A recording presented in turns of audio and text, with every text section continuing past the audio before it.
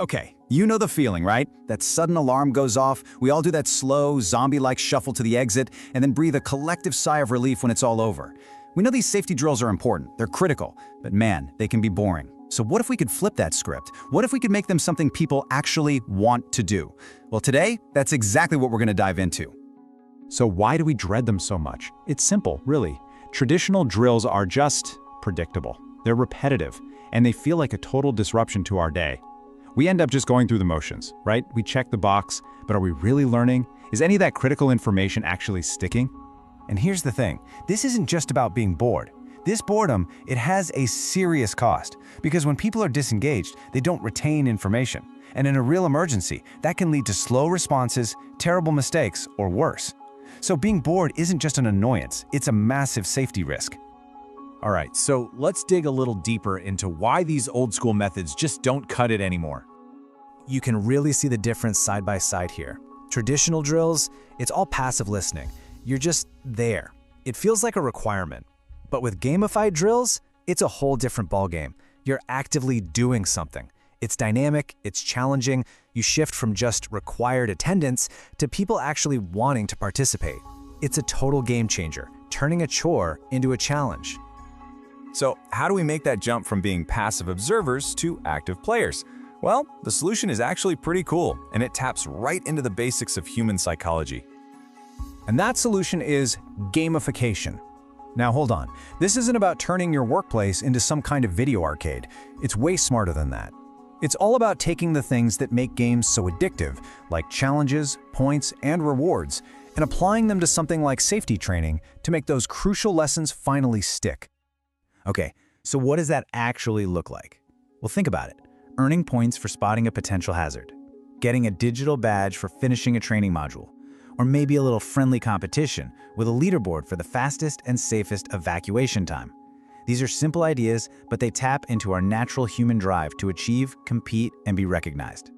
And I really want to be crystal clear about this. The goal here is absolutely not to make a serious topic feel trivial. It's the complete opposite. It's about using what we know about psychology to get people more engaged so that when a real crisis happens, the right reaction is just pure instinct, not something they vaguely remember from a boring memo. Okay, so we get the concept, but why does it actually work so well? Let's get into the real, measurable wins here, because this is about a lot more than just having fun. I mean, the benefits are pretty undeniable. When you make training fun, guess what? People actually want to participate. When they learn by doing, they remember it. You get to give immediate feedback so people can improve on the spot.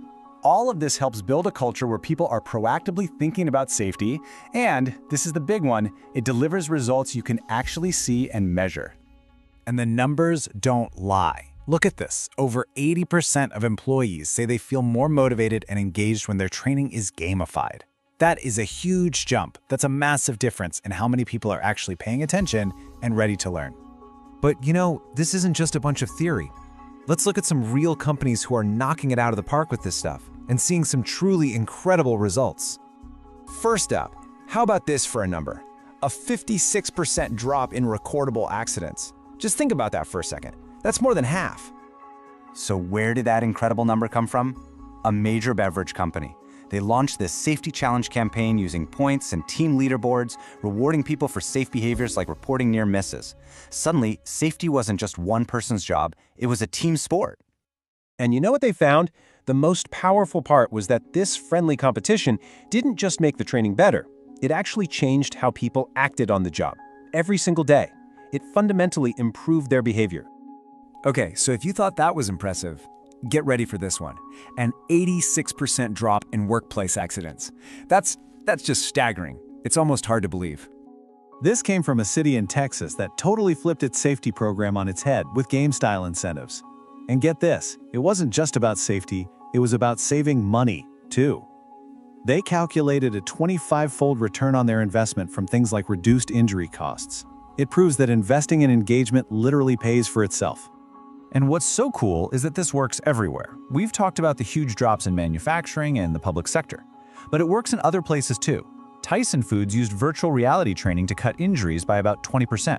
A logistics company in the UK used a mobile app with little challenges and leaderboards to get a similar result. It doesn't matter if you're on a factory floor or working for a city, the same principles work.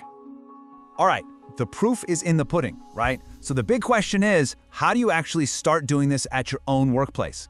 Let's break down a simple gameplay.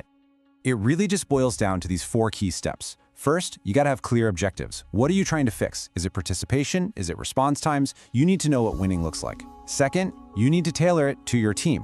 What motivates people in an office might be totally different from a crew in the field. Third, rewards and recognition are key. Give that feedback right away. It could be points, badges, even just a simple public shout-out. And fourth, you have to keep track. Look at the data, get feedback from your people, and don't be afraid to tweak the game to keep it working. So, when you boil it all down, here's the magic. By tapping into that natural human desire to play, you're doing something really powerful. You're not just making a boring drill a little more fun, you're turning a passive, check-the-box task into an active skill that could one day save a life. It just goes to show you, sometimes the best way to get a serious point across is to not be so serious about it. So in a world where engagement is everything, maybe the real question we should be asking ourselves is, isn't it time we all started to play it safe?